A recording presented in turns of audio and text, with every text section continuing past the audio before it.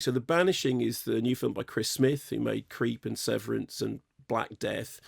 And this is like an old-fashioned ghost story with a sort of modern twist to it. 1930s. Jessica Brown Findlay is Marianne, who's the wife of a reverend. She moves into this house that is kind of like Borley Rectory, that kind of, most haunted house in Britain, allegedly.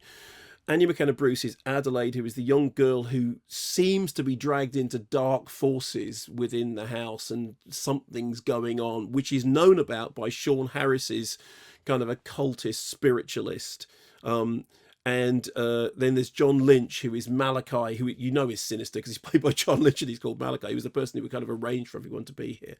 The interesting thing about the film is, so it's like, on the one hand, there are echoes of, a bit of The Haunting and a little bit of The Shining, and there's also a kind of thematic connection to The Orphanage. It's one of those films in which atmosphere is an awful lot to do with it. It's very, very beautifully shot by Sarah Cunningham. There's a lot of kind of dark corridors and creeps and creaks and shadows of the mind, that sort of stuff. Very good score by Toy Drum, who did the music for Alice Lowe's Prevenge, and they provide this kind of nicely off-kilter score which really kind of completes the atmosphere. I mean, it's not perfect. There are things that don't quite work. There's a sort of Nazi subplot thing going on which didn't really kind of come together for me, and it doesn't have quite the sort of the Chinese puzzle quality of something like Triangle, which Chris Smith did, but I did like it, and I thought it was haunting.